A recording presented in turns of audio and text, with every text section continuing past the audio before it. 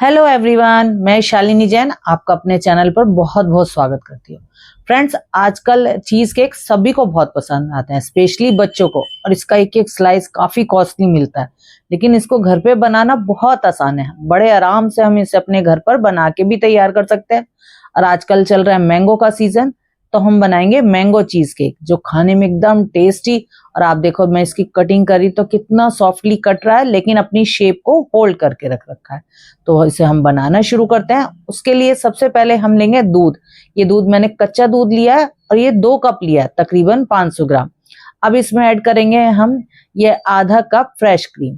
अगर fresh cream नहीं हो तो आप घर की ताजी मलाई डाल सकते हैं। मलाई ताजी होनी चाहिए।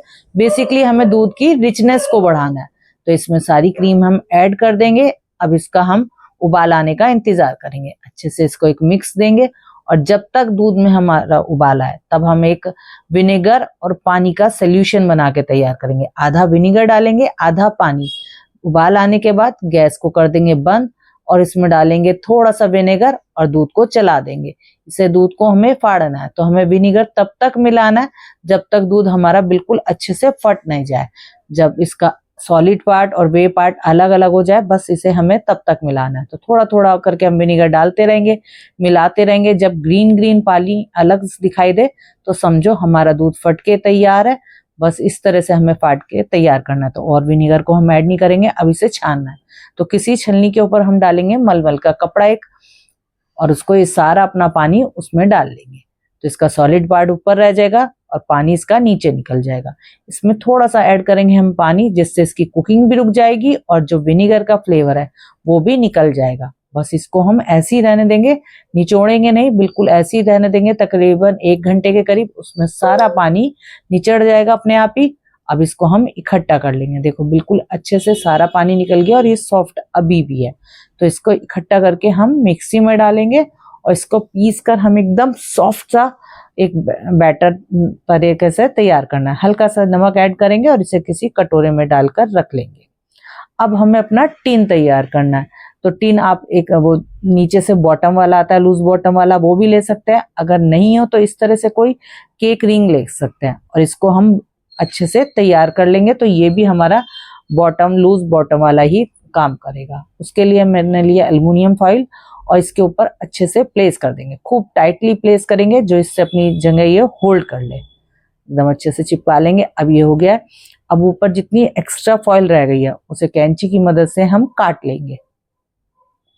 चारों तरफ से इसको काट के अलग कर लेंगे। अब जितने किनारे रह गए उसे भी किनारे के पास प्लेस कर देंगे।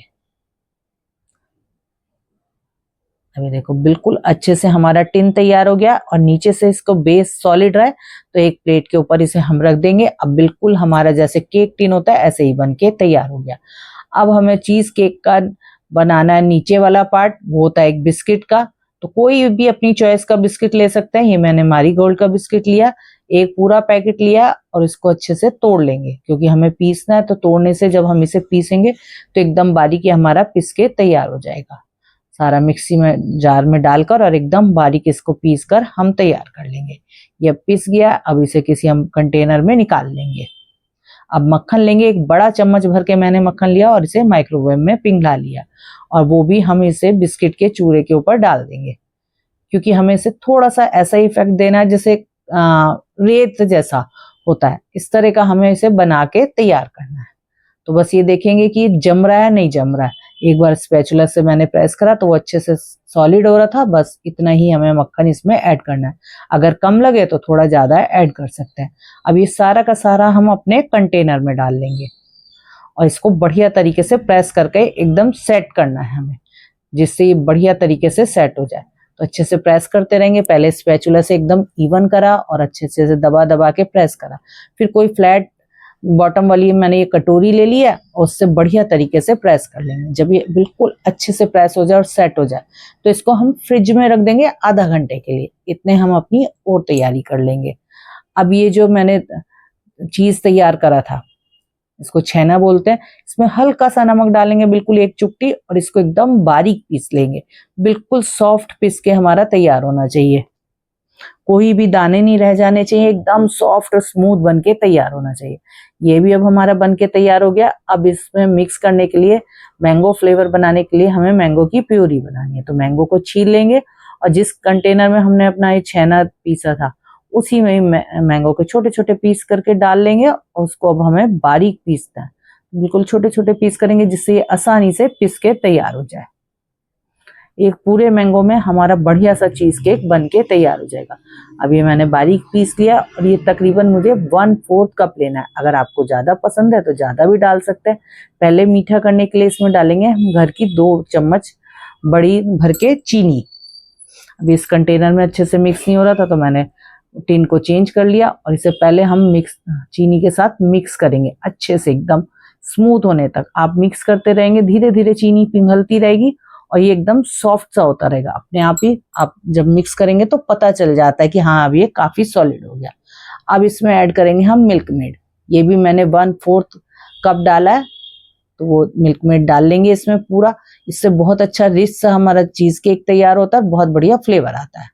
तो इसको स्किप बिल्कुल भी ना करें, मिल्क मेड डाल के अच्छे से इसको मिक्स करेंगे। 1 चम्मच डालेंगे हम इसमें कॉर्नफ्लोर और ये 1/4 कप डालेंगे मैंगो प्यूरी। अब इसे हम मिक्स कर लेंगे। 2 चम्मच डालेंगे इसमें दही। उससे हल्की हल्की सी दही की खटास आती है लेकिन दही हमारी फ्रेश होनी चाहिए। और अब ये डालेंगे हम एक नींबू का छिलका हल्का हल्का सा ग्रेट करेंगे। इसको लेमन जेस्ट बोलते हैं। व्हाइट पार्ट नहीं आना चाहिए, बस ऊपर ऊपर का हल्का हल्का सा येलो पार्ट आना चाहिए। इसे बढ़िया तरीके से मिक्स कर लेंगे जिससे सब चीजें आपस में अच्छे से मिक्स हो जाए। अब इसे टिन में डाल देंगे और टिन को कर देंगे ऊपर से कवर। अब इसे हमें स्टीम करना है। तकरीबन इसको हम 35 से 40 मिनट के लिए स्टीम करेंगे। तो एक कढ़ाई में पानी ले लेंगे, अच्छी चौड़ी सी कढ़ाई लेंगे और उसमें डालेंगे हमें एक ऐसा स्टैंड जिससे पानी से हमारे जो केक की प्लेट है वो टच ना हो, उससे ऊपर है, बस स्टीम आती रहे। अब इसे ढककर हम इसे 30 से 35 मिनट 40 मिनट तक के लिए भी स्टीम कर सकते हैं।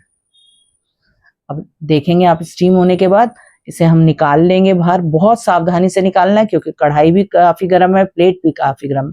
थोड़ा सा ठंडा होने देंगे 5 मिनट, फिर इसके हम फॉइल को निकाल कर अलग कर लेंगे। आप ये देखेंगे अभी ये थोड़ा थोड़ा सा बीच में से सॉफ्ट है, इससे कुछ फर्क नहीं पड़ता। थोड़ी सी देर ठंडा होने देंगे तो ये अपने आप ही सॉलिड हो जाएगा।